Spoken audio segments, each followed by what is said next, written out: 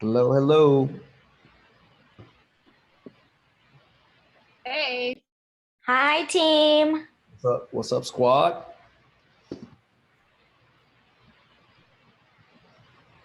I'm gonna kill the co-host.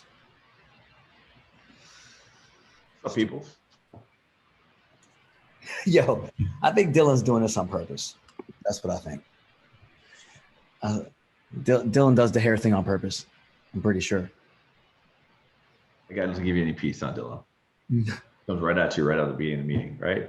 Yeah. Just doesn't stop. Just on Bro, purpose. Bobby's like on a 5-week spree. As soon as I join, bro, it's always the hair. It's always the hair. I'm sorry. Am I wrong here? Are you like, as in not getting bigger this way? Like, is not okay? Maybe it's just me. I'm an asshole. You know what? I'm not gonna bring it up anymore. Okay. I got voluptuous hair, bro. What do you want me to do about it? Brush. I don't know. All right. Oh, look, Elias coming in the crew. Hey, Bobby. He's in the green room or something. I don't know what. This is a weird room. Yeah, I'm moving. I'm packing my clothes. It's a mess. Yeah. Yeah. You've been moving now for a couple of weeks, right?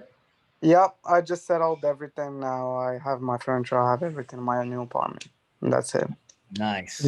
Today I'm done and I'm kicking it off 100%. So excited. Fantastic. That might come up in blessings.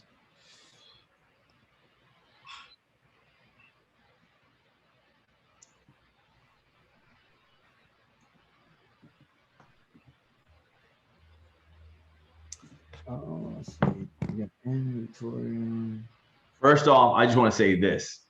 For all you cats that didn't show up to the summer sizzle, Alexis Diaz went up on stage and threw that shit down. Oh, yeah. So just big props out, Team Davos. She went over there, represented. Good job. Yeah. Killing Me Softly, right? That was the song? Oh, yeah. She went up there and did Killing Me Softly, guys. Represented Davos team hard. We had like 40 people cheering her on at the front of the stage.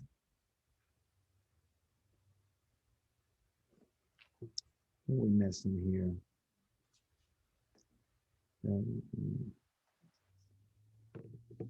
Oh, Brandon can't make it. He's sick. Rom.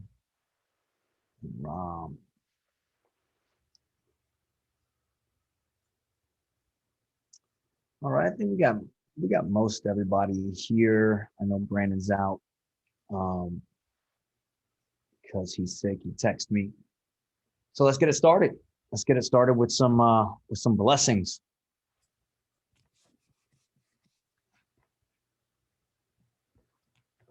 I'm scared. No, I'll go because I had a good one. I showed up to Summer Sizzle and I ended up winning $125 in scratch offs. Yeah. Did you scratch them all off already? Yeah, they're all scratched. Yeah. So that was well worth attending, some training classes. That's good. You're on mute, Gil. You're on mute. How many we actually give you? Was it $50 worth or $25 worth? They were all $5 cards and there were 7 of them. Also, it's $35 and you made $125 from it. Yep. Not too shabby. Pretty good. I take that bet all day long. The only difference is if you actually went to the store and you actually made that, you'd probably double down and then lose the money, right? So don't do it. Just cash it in. One card got me $100, so the rest were just like 5 and 10. Oh, is that right? Okay. Yeah. It's those 5s and 10s that make you think that you actually won, but all they just did was just trade your money back to you. Right. That's it's funny you mentioned the lottery ticket. So for Amanda's birthday, this girl that went on the trip with us gives Amanda a lottery ticket for like a present. And like I'm sitting on the couch and I know where Amanda's like, oh my God, I think I won $25,000. And I was like, what? She's like, yeah, I think I did. She's like, look, and I pick up the ticket and I'm like reading the instructions. I'm like, you damn sure did win $25,000. I'm like, I'm like, this is Amanda. Like she does this. Like she obviously like doesn't need 25K, but just want it. And we're like going through the whole thing. And then like the whole time, this girl Gabby, who gave her the tickets, like sitting there, and we're all like whatever. And then I'm like, well, we got to do this. It was in Savannah, so we're like, oh, we got to like figure this out. Like, we need to go directly to a gas station. Like, we need to get this money. So she flips it over on the back, and it's like, oh yeah, if you scratched off the 3 and you won some money, just walk directly to a trash can and put this ticket in the trash can because it's a fake ticket. And like Amanda was like, what? And it was Gabby had given her this like fake ticket. Like, they make these, Gil, or you can give somebody a fake ticket. Gag ticket. Oh, that It's really, a that gag was ticket. I was like, wow. I was like, that ain't right, man. And we thought we were gonna go get 25K and have a party. Anyway, I digress. Who else got some blessings? I know Alexis got some blessings. I'll go. I'm blessed to have went out of my comfort zone and went on the stage. It was so much fun. That was a lot of fun, actually. It really was. And I have a buyer who is pre-approved for 520. So she's actually just retired. So she's going to be coming out here for a weekend in about 2 to 3 weeks, and we're going to be looking between here and Tampa. I'm all good with going to Tampa because it's just the weekend. I'm not doing no referral, nothing. I got that. So I got that. yeah. So yeah, those are my blessings. That's awesome. That's awesome. And this is somebody you've been working through the pond. So I swear I have this. No, so I have 2. I just, I don't make as many calls, but the calls I do make, I swear they're quality calls. Like, it's freaking crazy. And so I just picked up the phone and I was like, oh, you know what? This is on red. Let me, it's a new lead. I called. Bam, I got her. And then I called like a few days ago. Bam, I got one that is $700,000, and she's relocating. She's lives in Long Island, blah blah blah. So I really feel like it's the quality versus quantity in my case. But yeah, both from sync. Got you.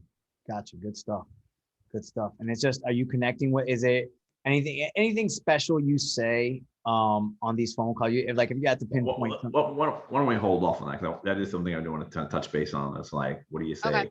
Some of these people. Okay. I want you to think about that, Lexi, for a few minutes. Want Okay. to open up the bag of tricks? I got you. All right. Who else? I'd like to hear from Victoria Berry. She doesn't talk very much. Yeah, you're too quiet. Oh, boy. Plus you sit kind of semi in the dark, which is weird. That doesn't. Yeah. Well, I think one of my blessings would be I did my first home buyer seminar Saturday. And it actually, not a lot of people attend. There was like 4 people that attended, but it went so well. Like the 4 people that were there felt like they got like really good information from it. They were like praising the type of information we provided and things like that. The lender that I was partnered with for the home buyer seminar, he actually recorded the whole entire seminar, and he's going to send me the video so that way we can like email it out to people when they request it as a way to get back people's information. So to like capture people's contact information.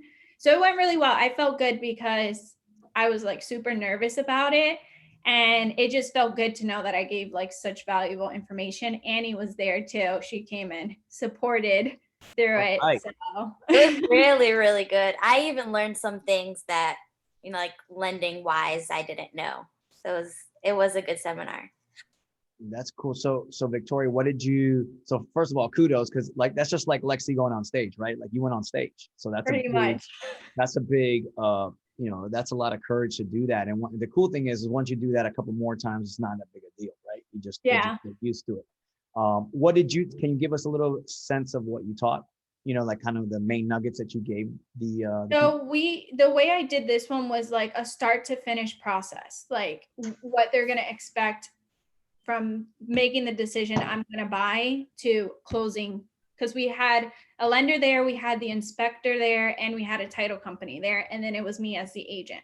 So each one of us took each topic. So we started with like, getting pre-qualified. A lot of people don't know that the benefits of getting pre-qualified versus pre-approved to start. Okay, I need to fix my credit. I need to do the down payment. So we went into that talking about how to get ready to buy a home.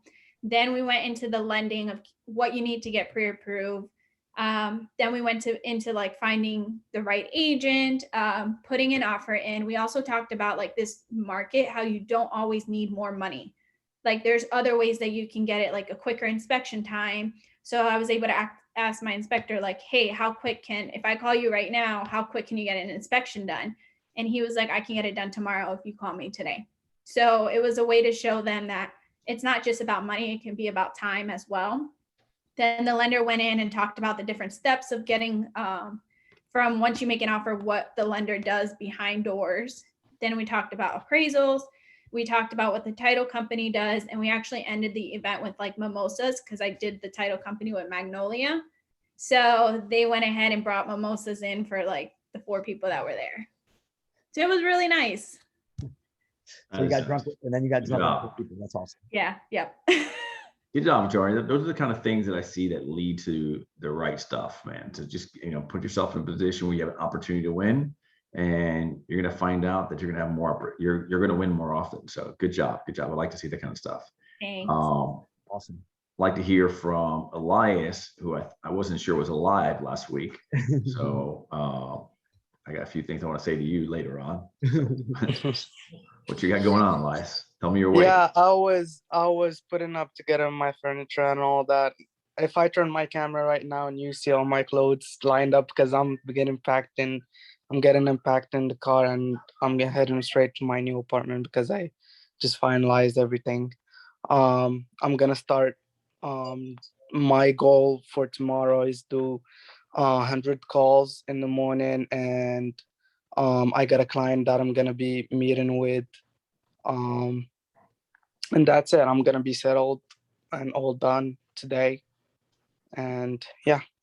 All right. So last week was kind of a moving week for you, kind of finishing it off this week. All right. You got to pass. Oh man. Yeah. I was like, you were about to get punched by Gil, and I was gonna watch the whole thing. And then you get. I don't punch anybody, Bobby. Come on, stop that. Don't spread bad rumors about me. But you always hug them after though. You always do that. You do the punch hug. Punch hug. Yeah. Like punch. Oh man, everything's all right. Good stuff. Wendell, you look like you're by the way, Wendell, I saw you the other day, man. You look like you're losing some weight. You got some good stuff going on. What's good with you besides your ear? What's going on, Wendell? Can you hear us? No, I think he's trying to hear. No, he can't hear us. He's on mute. Talking, but we can't hear him. We can't hear you, Wendell. Oh, I was saying that I'm getting home, so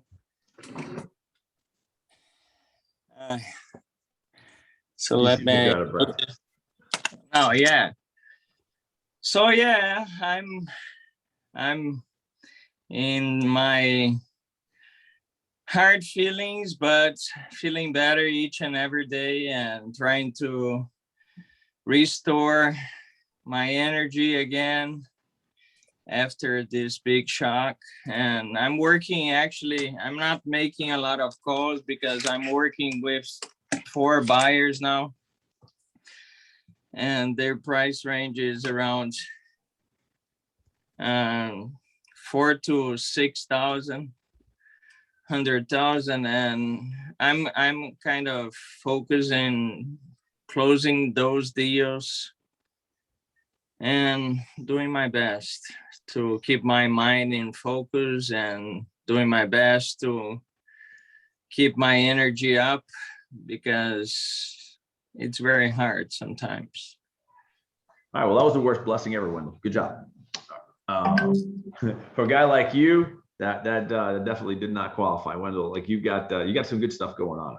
You got some buyers you're working with, and it's about locking them down, man.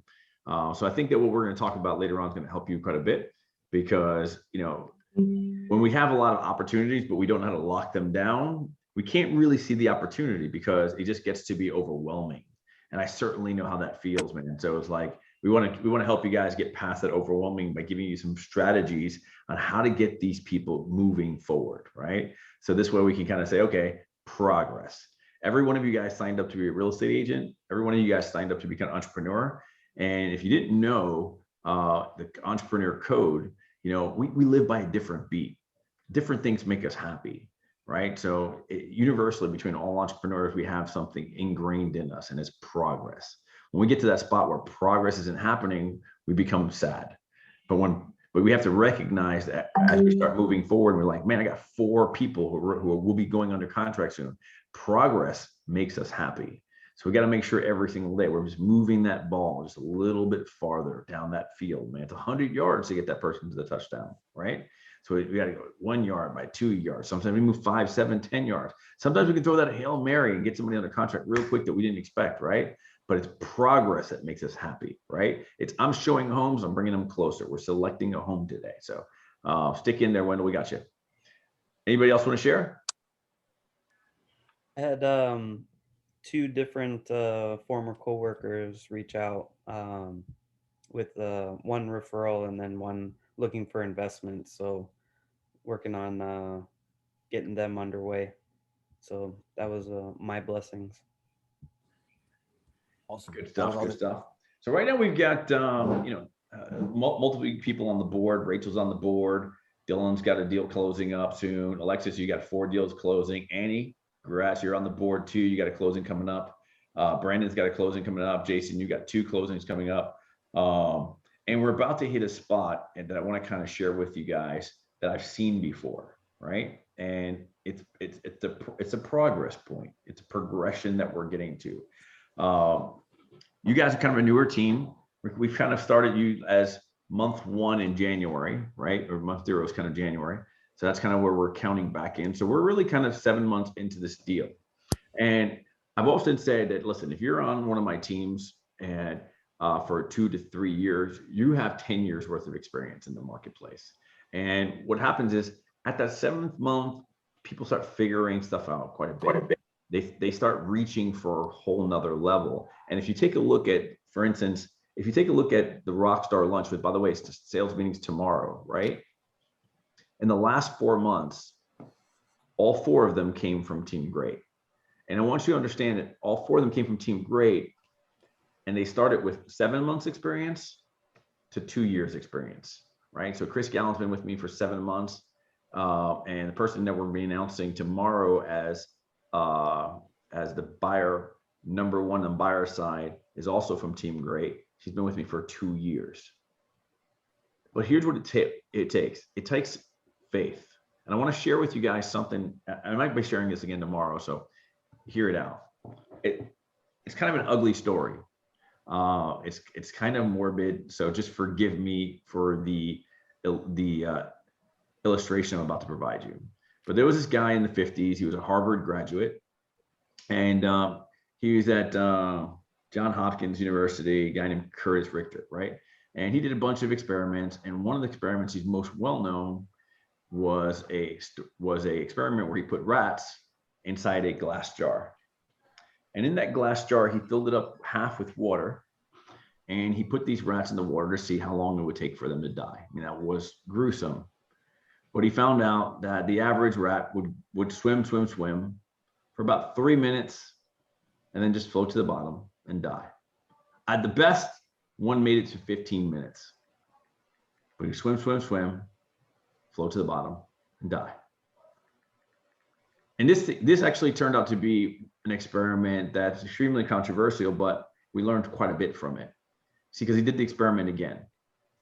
This time he took 15 more rats and he put them in the water, and just before they looked like they were about to drown, he would pull them out, take them, comfort them for a minute or 2, let them get their breath, and he would put them back in the water. And 3 minutes would pass, 15 minutes would pass, an hour would pass, 2 hours would pass, 6 hours would pass, 10 hours would pass, 24 hours would pass, and they're still swimming. 25 hours, 30 hours, 40 hours, 48 hours, 2 days, they're still swimming. On average, those rats that were in the water that had been pulled out before swam for 60 hours. That's 2.5 days. What was different about those rats? I'll make it very simple for you. It was hope. You see, those first rats, they saw that there was no hope.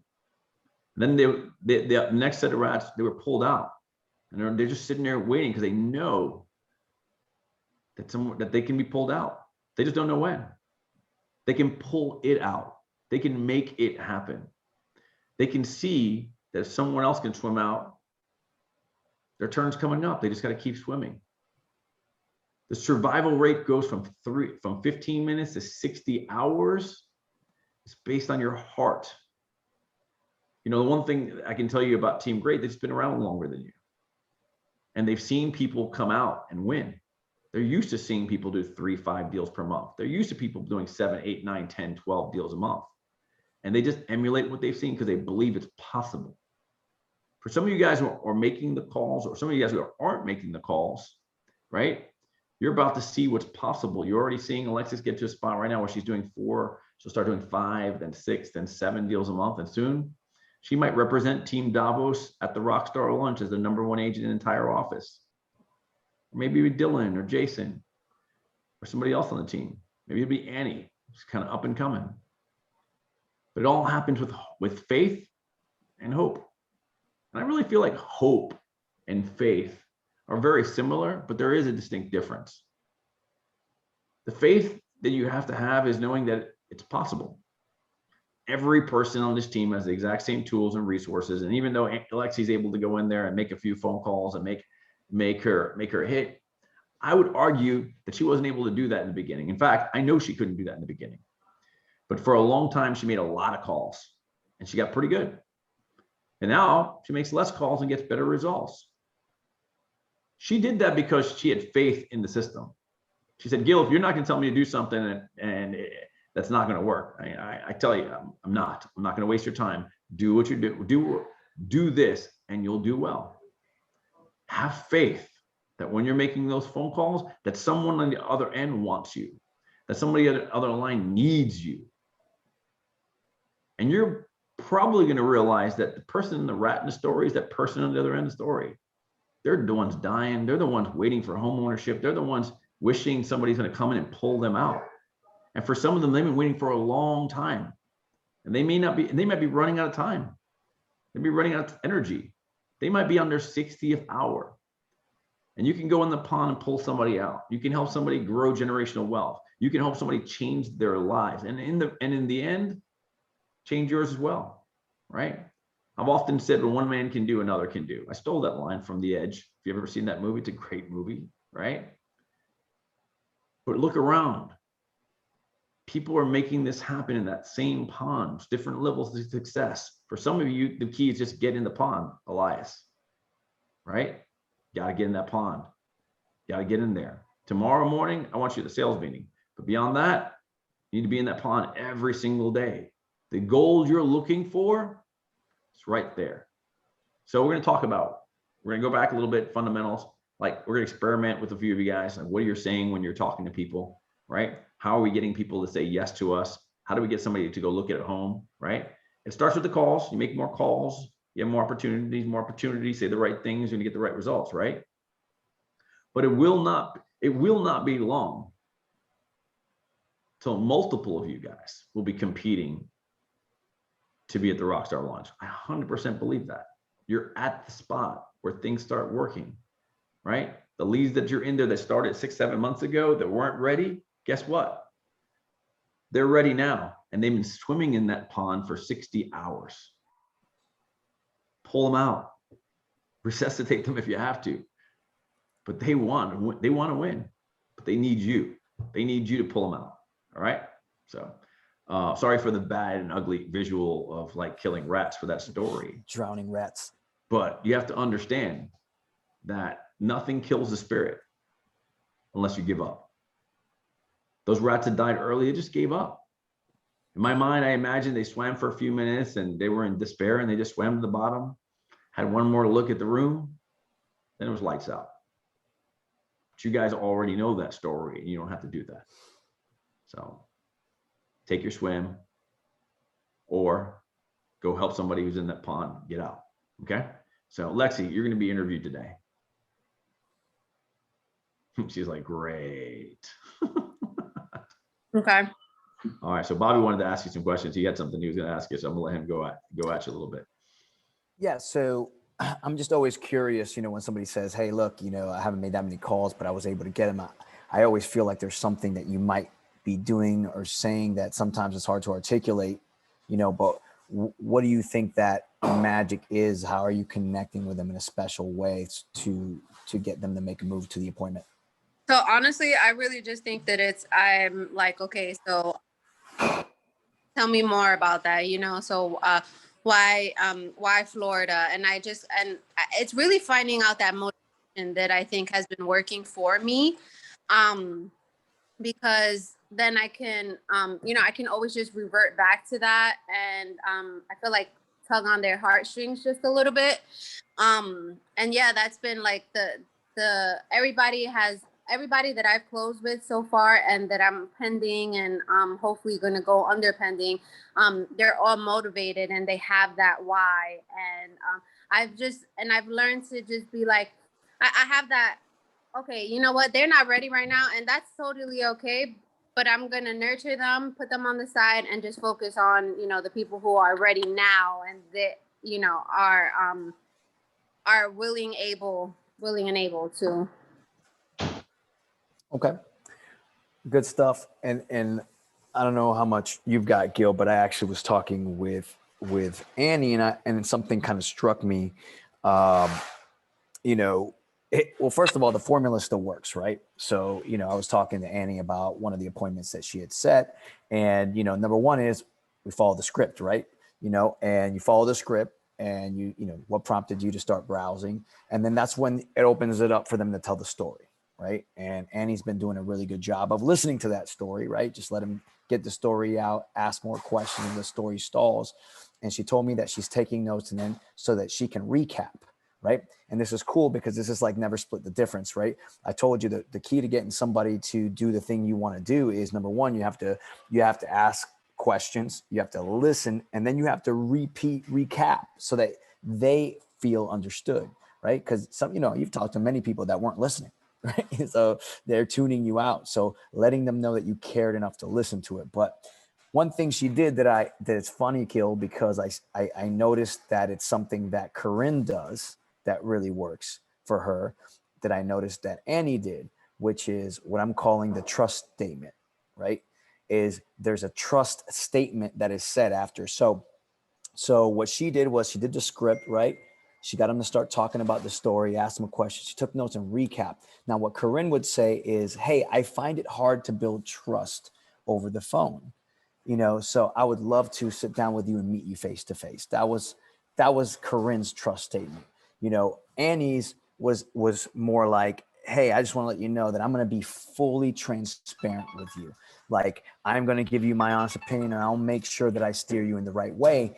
And what I thought was magical about that is that's the fear, right? The fear is that they don't know you and that you're just some salesperson on the phone, right? But by laying down a trust statement and letting them know you will not lead them astray and that you're going to be completely honest and transparent with them and you're going to guide them in the right way, I think that there's kind of a magic to that. There's kind of like, okay, one, this person listened to my story. They obviously listened and understood me because they recapped it. So that's building trust right there. But then laying down that trust statement, hey, I don't believe in doing business over the phone. I think face-to-face is where we build trust, right? Is there any way you could set some time aside to sit down?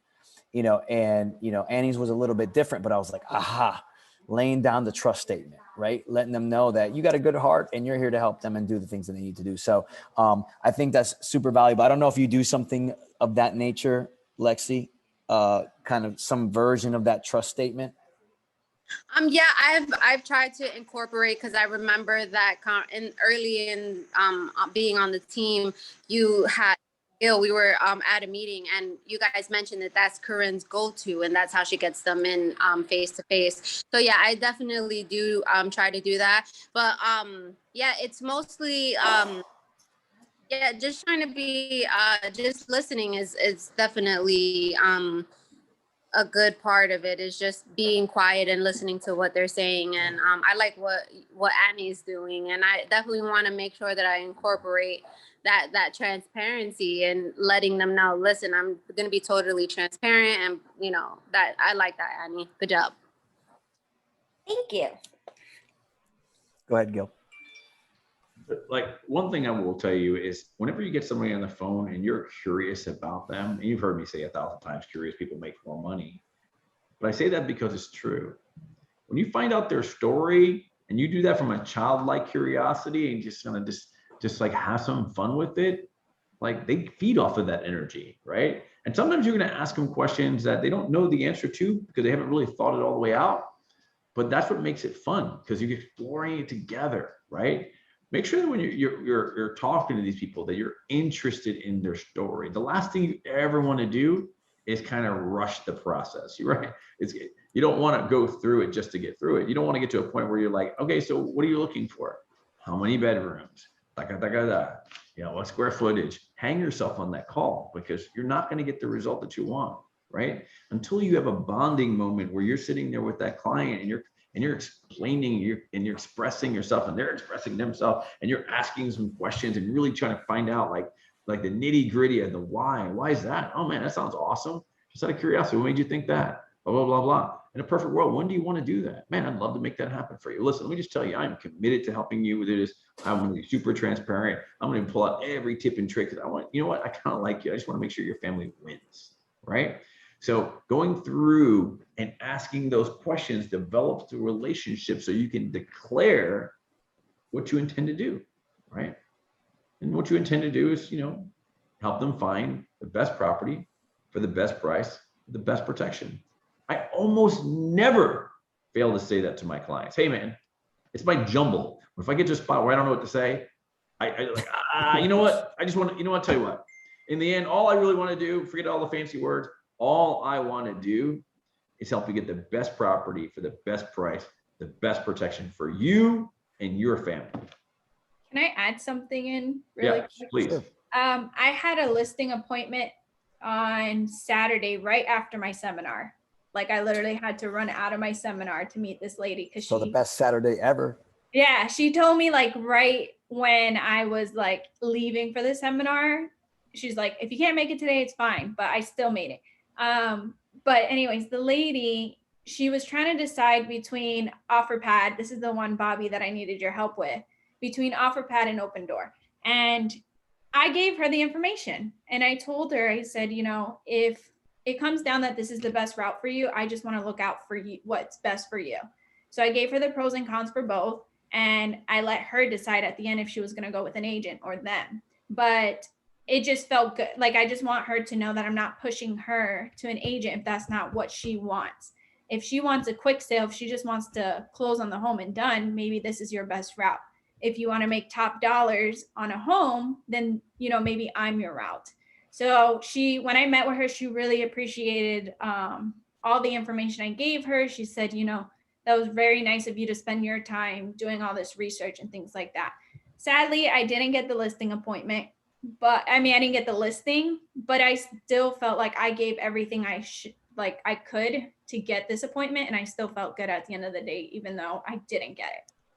She decided to go with OfferPad? No, she ended up going with another agent. She didn't tell me she was interviewing 2 other agents till I got there. She just told me to come take a look at the home. And then when I get there, she said she was interviewing 2 other agents. I don't know. She didn't give me a reason why. She just emailed me saying that she chose another agent. So I think what it was, probably another agent offered to sell it way more than what the market said. So. I'd be curious to call her back just to follow up and see, you know, out of curiosity, you know, what was it about the other agent that you felt, you know, so we just can get a little check there to understand what the reason was, because that would be really good to understand that. And by the way, if you know, we went through the OfferPad thing. Hey, look, if they get an offer from OfferPad and they're looking to get a quick sale, you know, one thing I would tell them too is that, hey, you know, we've got plenty of cash investors as well that are local that can buy that. So if you're looking to sell at below market value, I can also help you with that too, right? Mm-hmm. You don't have to go to OfferPad because she'll at least she didn't go. So you did, first of all, kudos to you. You convinced her not to do the OfferPad, right? We came in heavy to rebut that, but like, I didn't know you were competing against the other 2 either. So yeah, I didn't know either. So, it would be really, really cool to know that, just in case. And by the way, don't give up on it. look, agents screw up all the time, even the best agents, right? My first big deal at this company, well, not at this company, it used to be Exit. When it was Exit, right? When I first met Gil, I had this guy that I knew that was selling a house, and, you know, we competed, right? He said, hey, I'm interviewing this big hotshot agent that works in a downtown office because it was a Thornton Park house, blah, blah, blah. All that was an agent that had a big name that had been around, but she wasn't even doing her own stuff. Like, you should have seen what she did with this list. It was terrible. So I was like, oh yeah, I guess I lost it. Gil's like, what do you mean? He's like, you're going to call him like every 2 weeks until and see how things are going. Because what happens is they often make a wrong choice. And, you know, because we've all gotten listings after a shitty agent took one, right?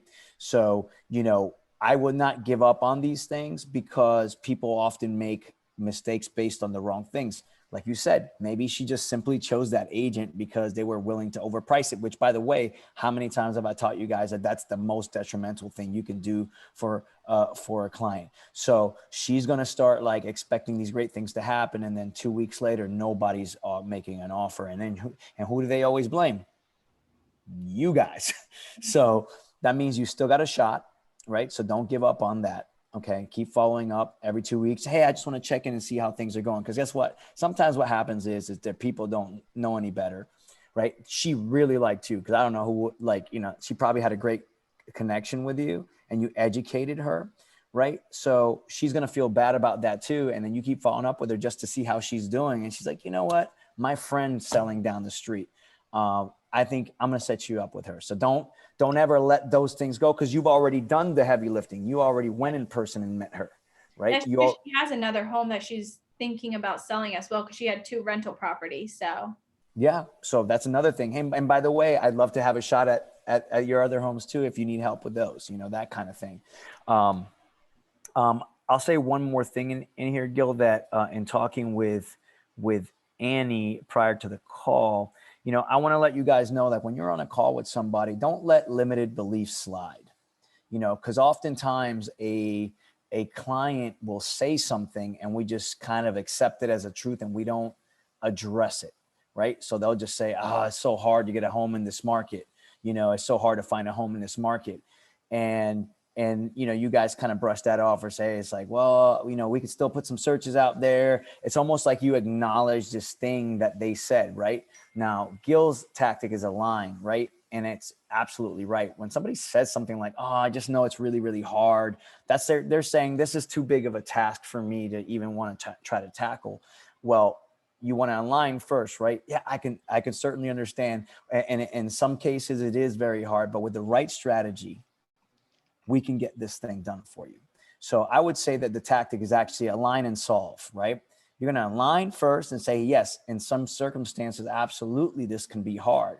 But my job is to make this easy for you. And with the right strategies, which I will implement for you, I will get this done. Because that was something that you just can't let them say that, because the minute you brush past it, you acknowledge that it was true. You know, you just acknowledge that, hey, you're right, it's really hard. And then that was the one that kind of ghosted you for a while, Annie.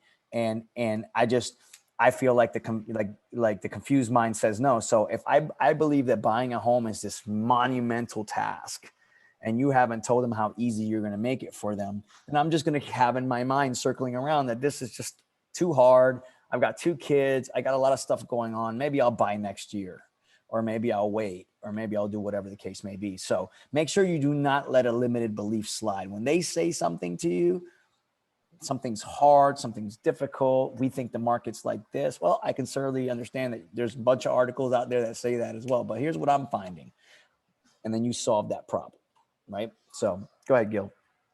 No, definitely. That's good stuff. I definitely want to make sure you address them and not leave things on the table that could potentially allow you to be a differentiator, right? Because I would tell you, most people are going to just be like, oh yeah, it's hard, right? But if you are the one person that says, yep, I understand a lot of people believe that, but that's because they don't have a proven, repeatable system. I'll tell you about my strategy that completely eliminates that from being a problem, right? And I'll tell them that later. I'll just put them at ease for a moment. I'll go over my system later on, and how I can create an addendum for them where a buyer will buy their property and allow them to live in the property for free enough for up to 90 days, right? And how we'll aggressively shop on the market. Most agent strategies is just to look at properties, one day of the weekend, stuff like that.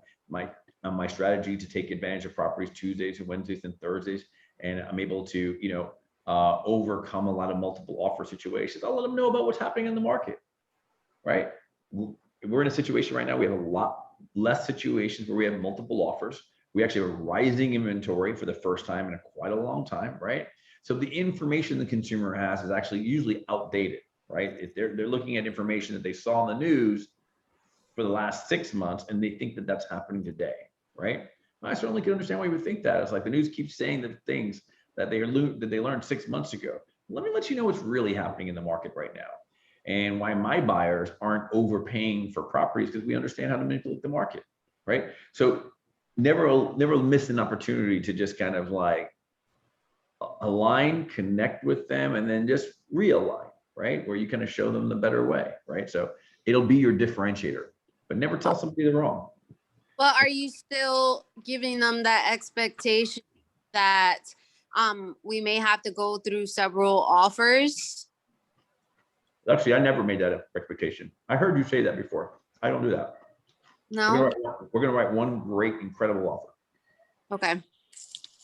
Right. And my always thing was, is like, if I knew that they were going to be in a situation like that, I'm just going to put them in a property where we can't compete. Like if they can only afford 250, why am I looking at 250?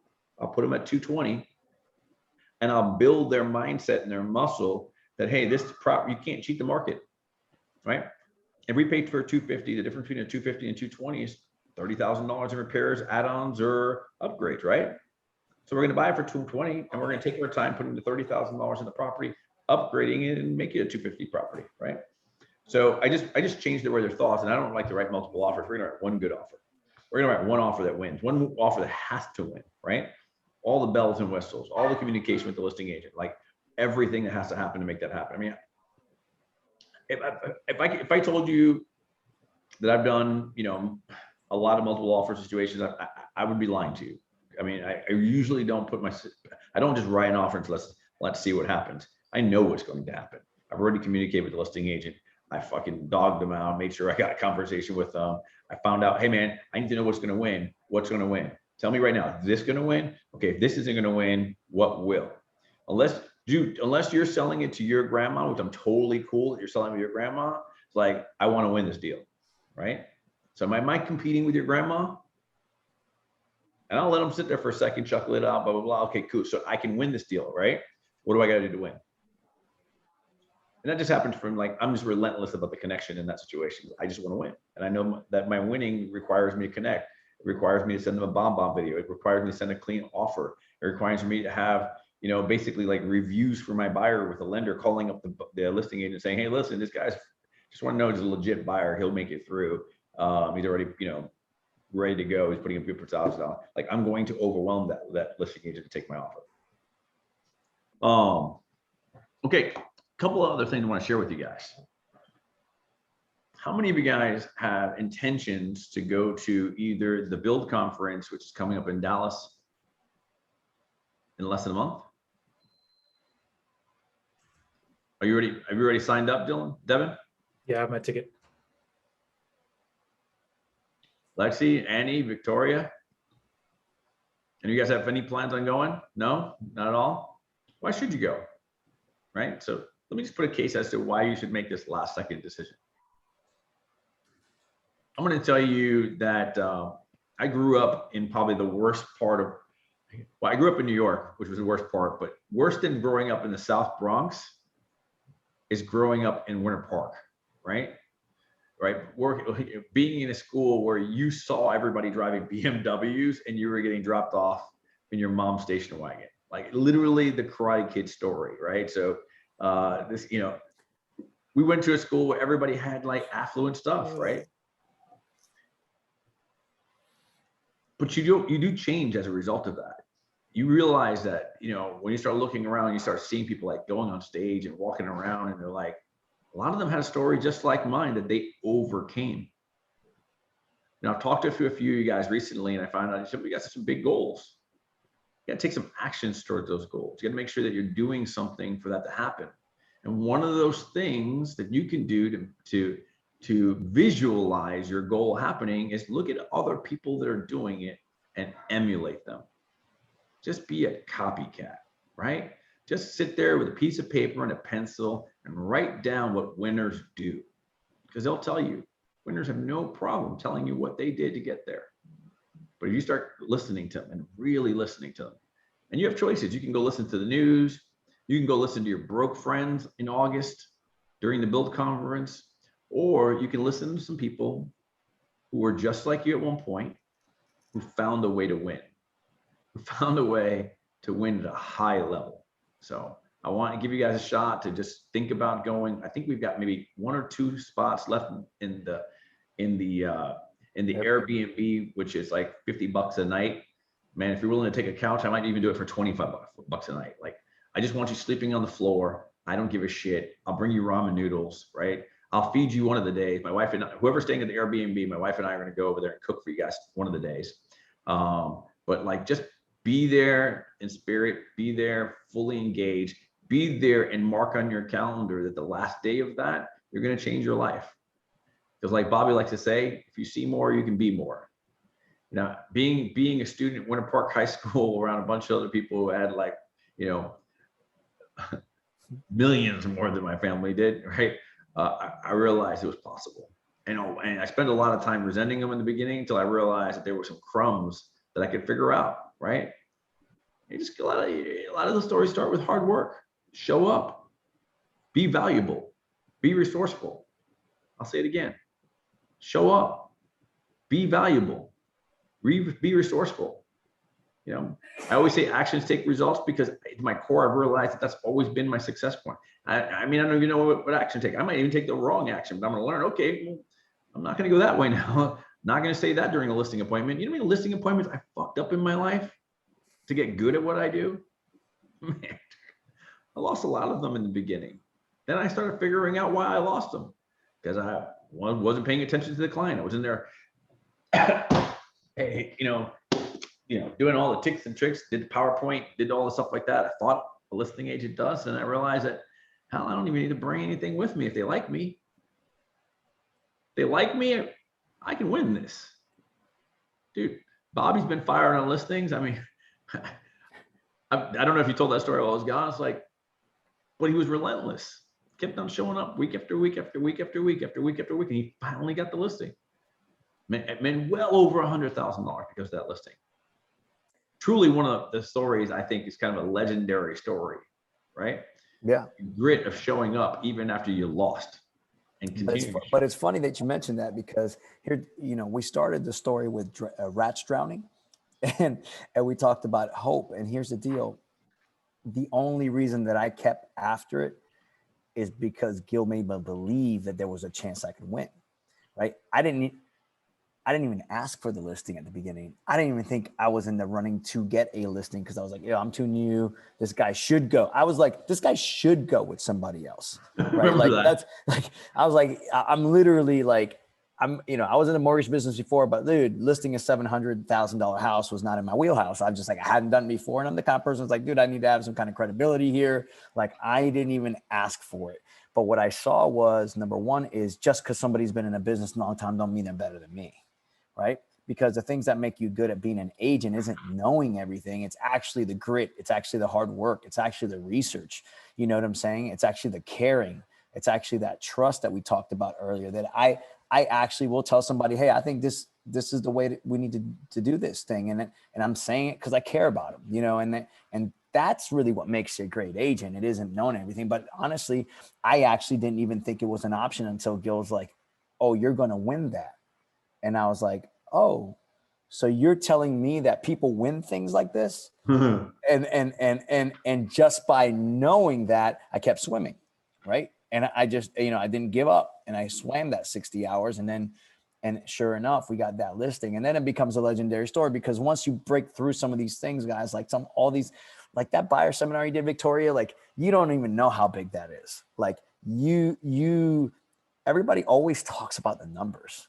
When you lost that listing, and it went to that other agent, I'd already knew you grew, right? You didn't have to get the listing later on, right? I already knew that you grew from that experience because you knew how close we lost it by. You thought we were going to lose by this much. And then it was like, holy shit, the last second we lost it. Like the guy was apologizing to us that he wanted to hire us, but his business partner was in the way and they'd already made this commitment and blah, blah, blah, blah. And then I hit him with this. I'm like, oh, listen, man, I want you to sell this house. In fact, I'm going to really try to help your listing agent sell the house. But he goes, but you know, if it doesn't sell, like, you know, I just want to let you know, I'm going to be here for you, but I'm going to encourage your agent. I'm going to do whatever I can to help them. Right. I was like, but you know, I'm sure you didn't sign any long-term agreement. I'm sure you didn't sign anything longer than like 30 days or 60 days of that listing agreement. Right. Dude, the guy freaked out because he had no clue how long he signed the listing agreement for. Right. And I was like, you're a smart guy. I was like, you would never sign anything over 60 days. Right. Playing with his ego. That ain't right. So even losing, we went to that guy's property once a week, showing up, bringing different tools, bringing resources until we finally jolted the guy. And it's coming up on 60 days. And by the way, he had a longer listing agreement. He ended up canceling it, I think, out of shame because the guy he picked wasn't good enough, right? The guy he picked was based on some records that wasn't even theirs, actually.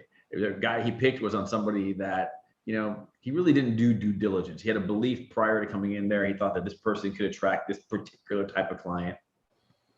But what he didn't take enough credit was that we were going to outwork this motherfucker, right? That we were going to be in there every freaking weekend, right? And just go in. And by we, I really mean Bobby. I did shit, nothing. In this story, my story ends after, you know, I kicked him in the nuts and said, let's go the fuck to this house. And then, you know, we kept on going back to the house. And then after he got the listing, I was like, he's like, hey, so what do I do now? I'm like, figure it out, bud. Figure it out. Ain't figured out. No, I love that, man. And it really is. That's the differentiator is always work ethic. And it's funny because Gil told me the other day, you know, tomorrow I do this Bob report thing. And he was like, man, you should really tell some of your stories about, you got all these great stories and most people haven't heard them, you know, like I hate telling the same shit over again. Cause like I was just in a class the other day and like Devin finished my sentence. I'm like, darn it, Devin. I was like, you're in all my fucking classes. Of course, you know what the fuck I'm going to say.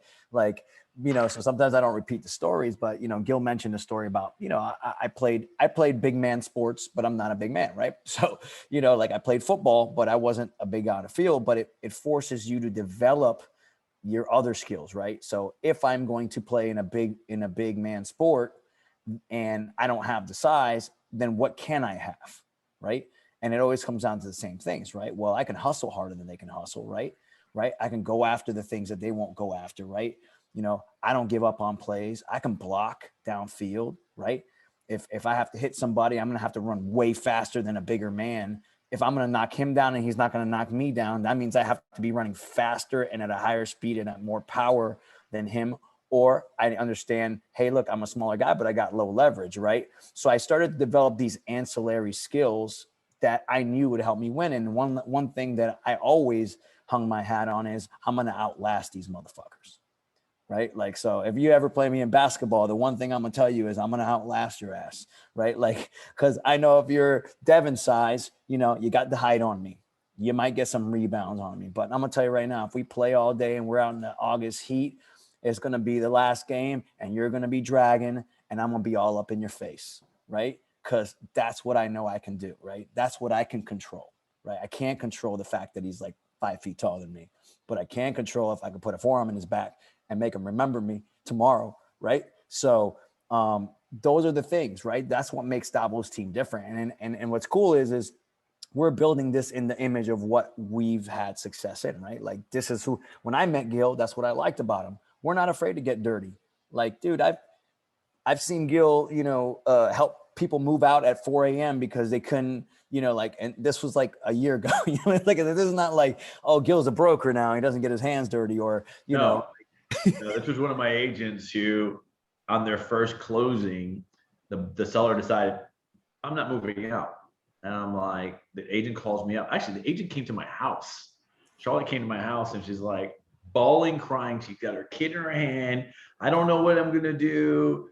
I didn't pay my rent last month. I'm gonna get kicked out. I mean, like everything came out, tears, blah, blah. I'm like, he goes, and he doesn't want to close. I'm like, oh, the fuck, he's not gonna close. So I went to the seller's house. I knocked on the door. I was like, hey, just want to get a better understanding. My name's Joe. Team leader Charlotte is in the car over there.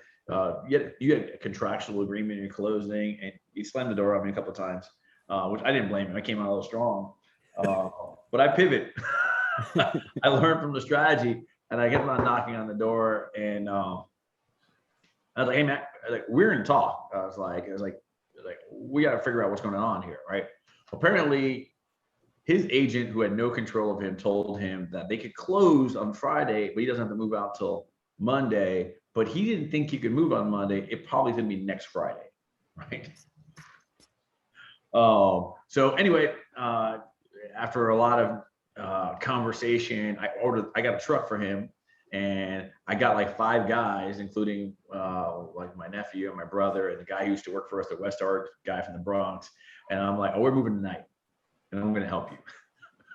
And we moved this shit until 4 in the fucking morning. And you know what that little bastard did? Like at 4 in the fucking morning, my buyer, my agent sitting there, the buyer's like freaking out. After we moved it, he's like, oh, I'm gonna go back inside. I gotta go get something. And that motherfucker takes a full fucking shower. But he moved out. He's like, I'm gonna shower before I go.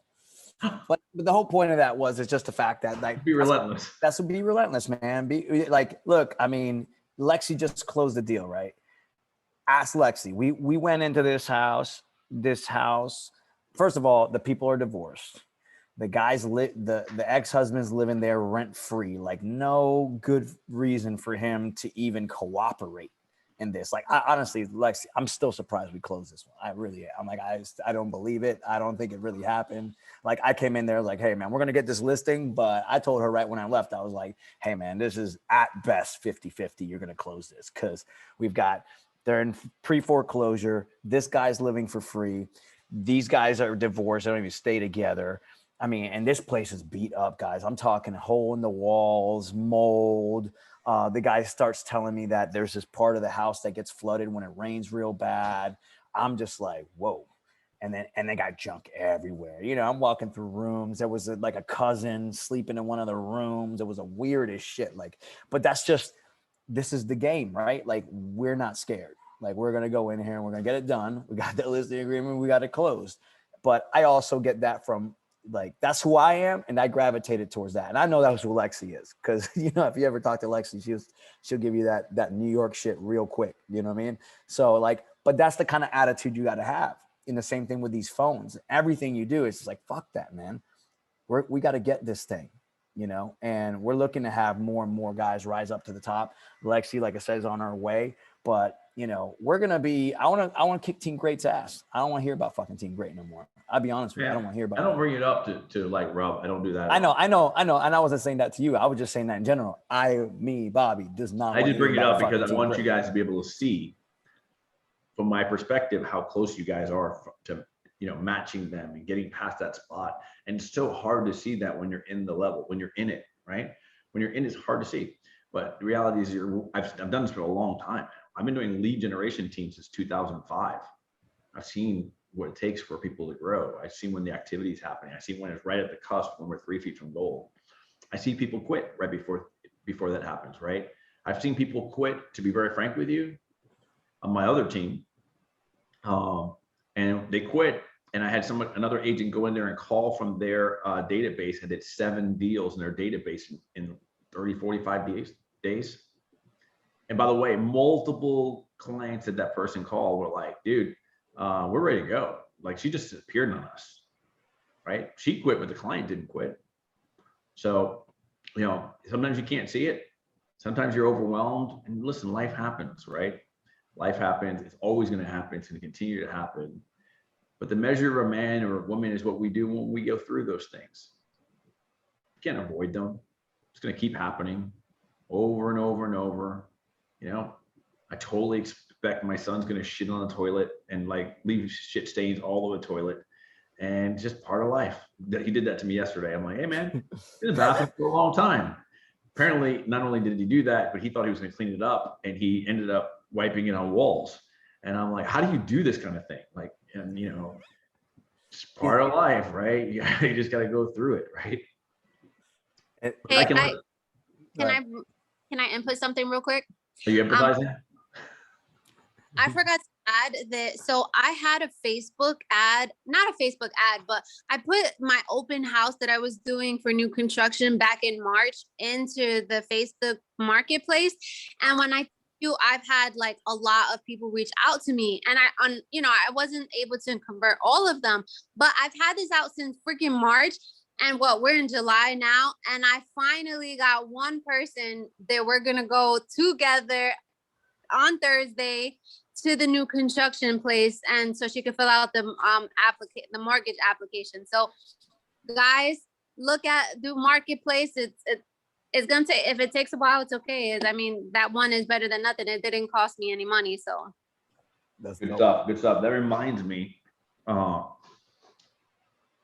not this week, but the following week. Let's see what this is. On the 27th, I'd like to move our meeting to live, Bobby. Okay. Yeah. 27th, we're going to meet in Hamlin at the Dream Finders product. I will tell you, we're going to be going to a community that is sold out. All right. Like many communities are sold out, but they've got a couple of spots that we're going to go through there. They're going to tell us about the next 2 spots that they're building out, and they'll sell out too. Right. But you know, there's something a Dream Finder's doing that is, I think, really, really incredible. And it's going to be one of those things that the people who know about it are going to sell it, and they're going to win fast. And I don't want to ruin the surprise on it. So July 27th, we're going to be meeting with Larissa over at Dream Finders. Why I love Larissa to death is she's been there since Dream Finders started. She's one of their original employees, so she knows this product inside and out. We'll also meet the Claremont team, who is also selling Claremont. They're all over. They have 27 communities. They have 50,000 homes coming on the market, because they're working on land and stuff like that. I mean, obviously, it's over time, but they're a great partner to have. Tomorrow, we're going to see Taylor Morrison at the office. D.R. Horton.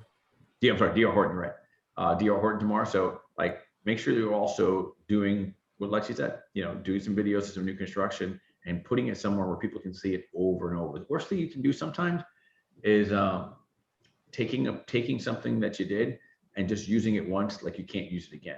It's kind of like what I was talking about, right? It's like, dude, you got good stuff, keep bringing it up.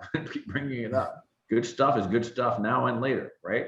So, you know, I would redo that ad, do it somewhere else, do it, you know, put it on Instagram, repost on Facebook, repost on YouTube. Make sure that when we go out there, we'll be meeting at this time that we meet for the meeting. So 2 p.m. on July 27th. Yep, 2 p.m. But I would encourage you to be there at 1:30 so you can get your video done. Go from those couple of models there, and just do some showcase videos while you're there, and then we'll start our meeting at 2 o'clock. Okay. Hey, Gil, what's the name of that neighborhood? Do you know? Wincy Groves. Wincy, Wincey. Wincy Groves. Got it. All right, I'll change it. You said Winter Garden. That's Winter Gardens, Hamlin. Winter Garden, which is a part of Winter Garden. It's actually in the beginning part of Hamlin before you make that left on Independence. It's right there at the front. So they've got 2 or 3 communities, but we'll go out there and I'm going to teach you guys the dirty secrets of new construction. I'm going to show you how to get your buyers to say yes to new construction and why you should have new construction part of your everyday ritual. Okay. I guarantee you guys, by the way, every new construction community I've ever taken the team out sells a new construction community, right? So, you know, easy way for you to make 3-4% on that. Plus they're doing bonuses. We're going to change something on the team too, because this community is doing, what is that called? The way they do their bonuses is that bonus grows on every deal. All right. So on every deal that you do with them, the bonus grows. So for Dream Finders, and we're probably going to look into some other builders later on, and I'll go over this when we get there, is we're going to end up putting those registrations under Bobby's name. And here's why. If you still get credit for on the MLS, you'll still get put in Sky Slope and what have you. But if Devin does a deal this month, and Jason does a deal the following month, Lexi does a deal the following month, and then Annie does a deal that next month, it's a progressive commission bonus.